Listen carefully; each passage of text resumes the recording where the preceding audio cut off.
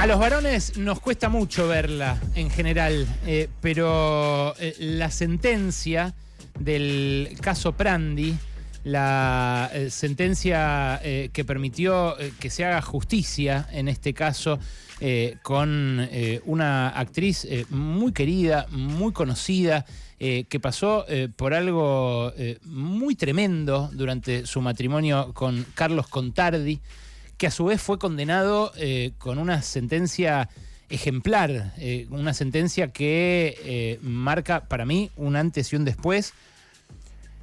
Es algo de muchísima importancia.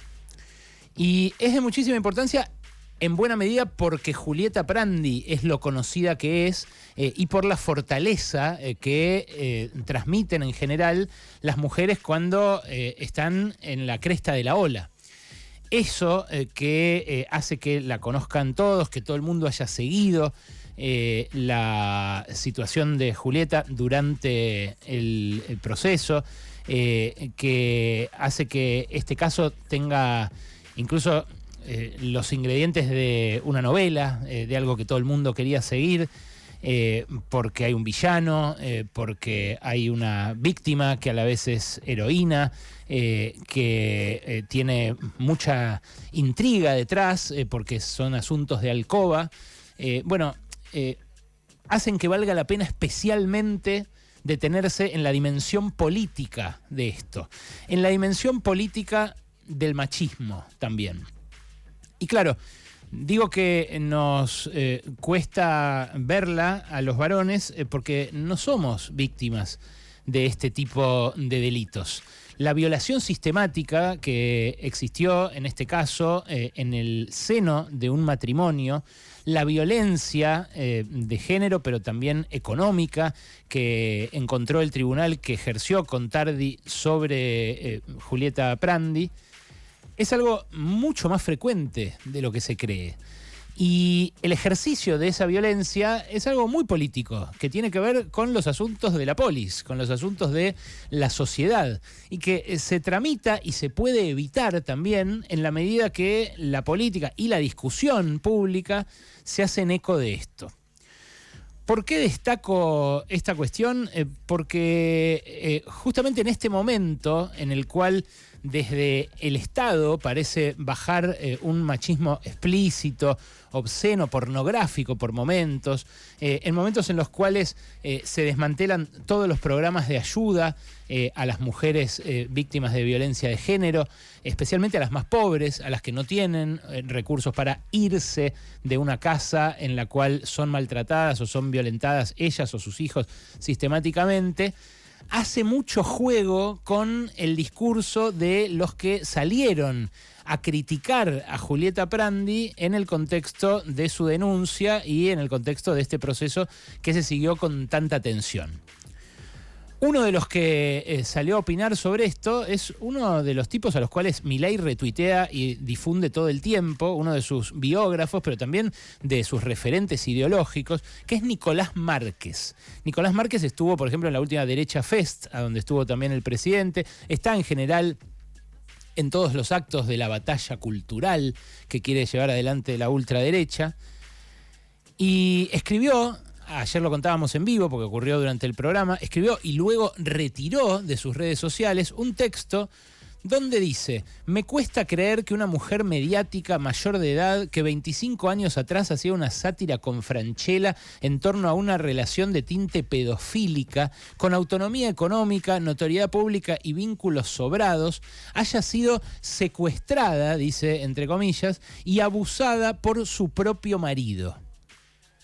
¿Cómo hizo para vivir por años bajo secuestro sin escaparse? ¿Cómo se prueba que fue abusada si no es por testimonios de sus amigos o de su actual pareja? Un tal Emanuel Ortega que bien podría declarar por celos contra su pareja anterior. Emanuel Ortega, la pareja actual de Julieta Prandi, respondió esta mañana. Mensaje para un tal Nicolás Márquez Noriega. No voy a detenerme en las denuncias que usted tiene de abusos contra su hija o violencia contra su ex esposa. De eso ojalá se encargue la justicia. Pero al leer sus reflexiones retrógradas, machistas y por demás repugnantes que no hacen otra cosa que dejar evidencia de su enanismo intelectual, lo primero que me genera es lástima. Lo segundo, y pido disculpas por el exabrupto, es ganas de cagarlo bien a trompadas. No solo por meterse con mi pareja, sino por meterse con una víctima de las peores aberraciones que una mujer pueda soportar de manos de un hombre, entre comillas, que por lo visto podría haber sido usted. Lo invito a que se llame a silencio y si decide no hacerlo, lo invito a que lo próximo que tenga para decir me lo diga en la cara.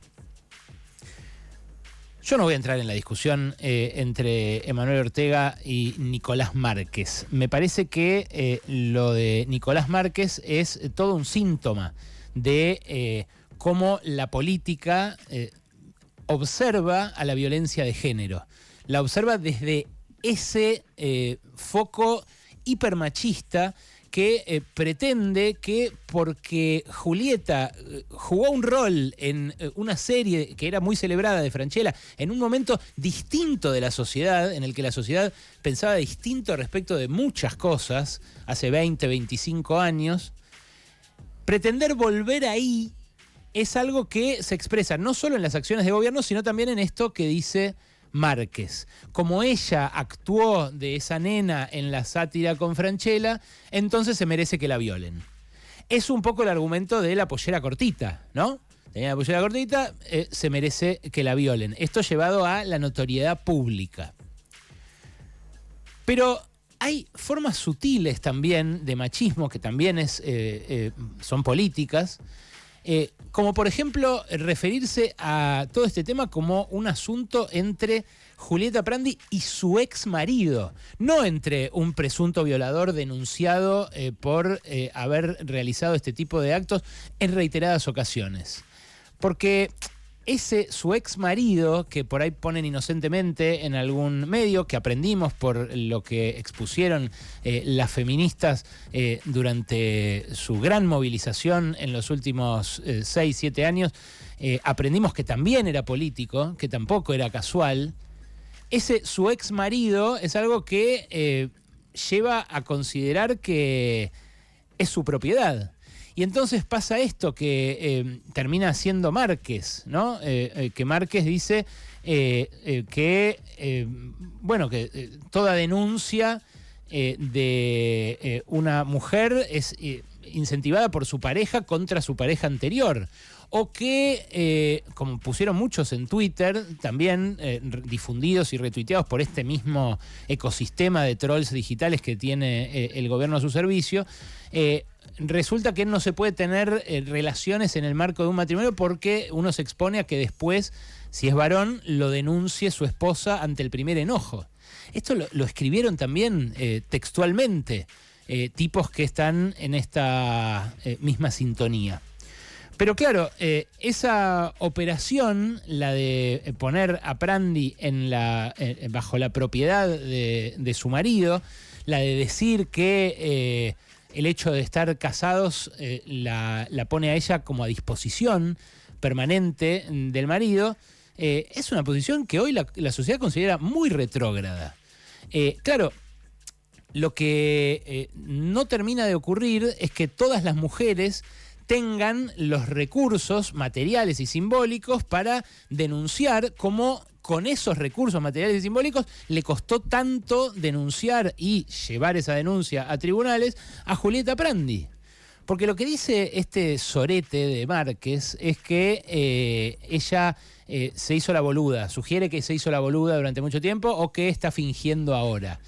Pero en realidad lo que pasa con las mujeres es que o no pueden escapar de ese contexto de violencia o que no les creen.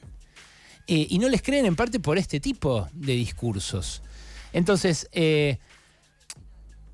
decir que esto es una cuestión personal, que no es política, decir que este tipo es un caso particular, es también una forma de hacer que estos casos se multipliquen, una forma de perpetuar la lógica del machismo. Y en cambio, entender en la dimensión política de esto, entender que lo que están haciendo estos hijos de puta es lo mismo que hacen con los jubilados, es lo mismo que hacen con las familias que tienen un miembro con discapacidad, es lo mismo que hacen con los estudiantes universitarios. Dicen, es un curro, es una mentira, y entonces después van y los aplastan. Bueno, algo así hicieron con el programa Acompañar, por ejemplo. Algo así hicieron con el programa Mi Pieza, por ejemplo, que eran avances que había en un contexto en el cual no estaban ni en pedo todas las cuestiones del machismo resueltas, pero que eran avances, que estos retrógradas hicieron retroceder. Y de algún modo, los que dicen yo no me meto en política, yo estoy acá solamente para ser solidario con los discapacitados, o no quiero esta violencia, pero tampoco quiero hacer política, y de algún modo permiten que avance esta posición y que sea más difícil tanto para las Julietas Prandi como para las chicas de Floresta o del Bajo Flores, que no tienen a Burlando, que no tienen a un acceso a un grupo de abogados o a los recursos de alguien que tiene efectivamente eco en los medios para que le crean, hace más difícil que les crean. La verdad que este caso pone al descubierto un montón de cosas, pero sobre todo esa, que el machismo, que lo que ocurre a veces en las familias de modo solapado, es algo que nos incumbe a todos, y que formarnos a los varones, educar mejor a los niños varones, es una deuda de toda la sociedad, especialmente nuestra, en un contexto en el que los machos parecen estar de parabienes, gobernando, desarmando todo lo que les podía poner límites, pero en el que más bien expresan una impotencia, la impotencia que siente todo aquel que tiene enfrente una revolución, algo genuino, algo real, como fue el feminismo aquí en Argentina, una referencia para el feminismo latinoamericano y me animo a decir mundial, enfrente. Es una impotencia que, ojo, se puede poner muy violenta, pero que no es más que eso, impotencia. Pasaron cosas. Alejandro Berkovich en Radio con Vos. Pasaron cosas.